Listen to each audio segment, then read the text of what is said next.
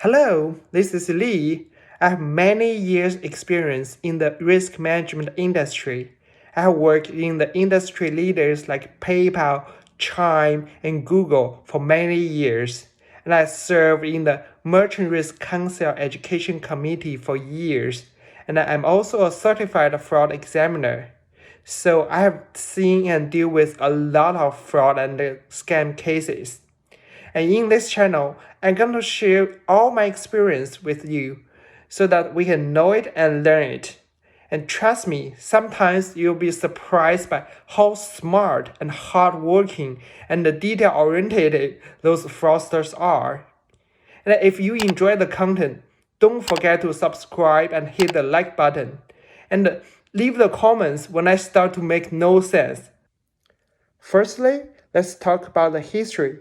Then I will show you how it works, the tricks, and how people would potentially believe it.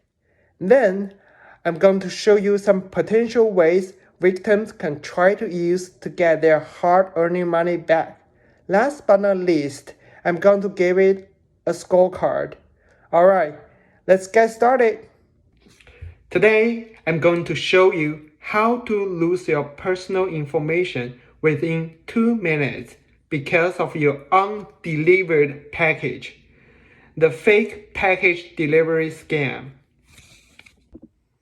The fake package delivery scam is nothing but to trick the victims into giving up their personal information through fraudulent websites or malware. Firstly, let's talk about history. The fake package delivery scam hasn't been around for a while, but only until recently it grows exponentially. The reason is simple: COVID. COVID gets people used to online shopping and home delivery. Fraudsters take advantage of that. According to Being Verified, a startup, this scam has been surpassed the IRS scam in the past 2 years. I think we will see this momentum for quite some time. You can find the report in the link below. Next, let's see how this fraud works. This fraud usually has 3 steps. Firstly, fraudsters send millions of text messages or emails to random people. Sometimes they would also make phone calls. Fraudsters pretend they are from carriers like UPS and tell the victims that they are unable to deliver the packages. The fraudsters would provide the victims with a link and trick the victims to click through that link. Then there are 2 possibilities. One is that the link contains malware and leaks the victim's personal information. The other one is that the link directs the victims to a fraudulent website which looks very like the carrier's website. That website would ask the victims to input personal information like credit card number and SSN. Victims' personal information are linked. And of course, the so-called packages don't exist at all. So here you are. Now we know how this scam works. Next is the time to do the risk test. In today's risk test, let's see how easy it is to send a fake package delivery text message. I'm using Text Now, which allows you to create online phone numbers and send free text messages. Let's see if the phone carrier could block my obvious scam text. So I have already created a profile there using our email address, and I'm using a random text message to send the fake message to, and the message is here. So basically it says, hey, you have an undelivered package. Please go to this fake website for next step. Let's see if I can send this text message easily. And send. Oh, and my friend also get the text message. And we passed the risk test. As we showed it before, It is very easy to send the fake text messages to people, and imagine what if we can do it automatically. Then that's exactly why the scammers can send millions of text messages to the potential victims. Now, let's see the smartness and professionalism of this fraud. These fraudsters are very professional and well-trained. There are many reasons why people fall into this scam. Firstly, fraudsters make it look very legit and take advantage of the booming online shopping. We make so many online orders every day now, especially since COVID. It's very hard to keep track of everything. Sometimes the orders may be gifts from friends. We have no visibility at all. Fraudsters take advantage of that. Usually, people won't realize it's a scam in the first place. Also, fraudsters make the website look very legit. The website address, logo, the website layout, everything looks like the real one. These two factors combined together make many people fall into it. Secondly, scalability is the key. Even 0.1% people believe it. Millions of messages or emails can still make thousands of victims. All these factors together make many victims fall into this scam every year. People from different industries and different education backgrounds fall into this scam every year.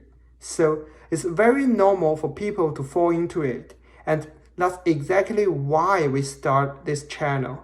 If you have encountered a scam like this, send us an email and we can talk and learn what happened and warn others so they can be protected.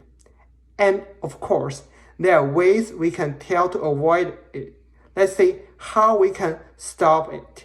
Let's see how our PAST method can help here. Again, PAST stands for pause, evaluate, search, and talk.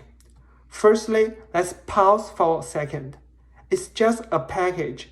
If it's very important, we would have a tracking and know it ahead of time. So this is not a very important package. We have time, no rush. Secondly, let's evaluate based on our own experience. We know usually carriers treat packages like this.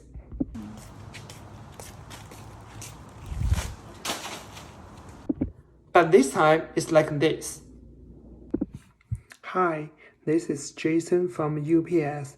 We care about your package a lot.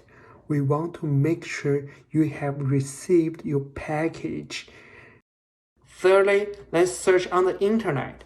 We can search for keywords like package not delivery. We'll find a lot of information online. Lastly, talk to one person you trust the most. And maybe your significant half really prepares a special gift for you. Let's find out. The PAST principle can help us identify the potential scam or fraud 99.9% of the time. Another important thing people want to know is, if somehow I have fallen into this scam, is there a way to remove my leaked personal information? The answer is hard. Once your personal information is on the fraudster's hand, they may sell it on the dark web, and it's not easy to remove that information. However, there are ways we can do to prevent future losses. The first thing we can do is to alert the credit card company, tell them what happened, and see if we need to replace our card or replace our login credentials. Secondly, we can even report to the credit bureaus, tell them what happened, and see if we need to put an alert on the credit report. We can choose anyone from the big three. They have the obligation to inform the other two. And of course, we need to monitor our credit report proactively as well. Last but not least, we can report to authorities like local police about what happened. And you can also drop us an email and share your experience so that we can learn together and fight this one together. After learning so much about this scam, now is the time to give the fake package delivery a risk score. Let's start with the fraud design. The creativity is okay. Fraudsters spend some time to build good websites, so it gets a 5 out of 10. The creativity is not bad. It takes advantage of the pandemic, so it gets a 6 out of 10. The scalability is okay. Fraudsters need to send millions of text messages or emails, although most of them are automated, so it gets a 5 out of 10.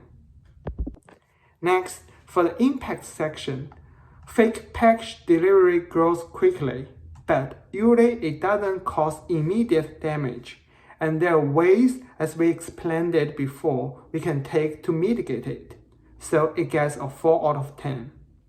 For the recovery hardness, as we explained it before, the victims usually have a very low chance to remove the leaked information, so it gets a 7 out of 10. That brings the total risk score to 27 out of 50. You can see it here. Alright, that's everything we have for the fake package delivery scam. The fraud never stops, but life goes on, and there's a lot of things we can enjoy. Thank you again for watching. Have a good day.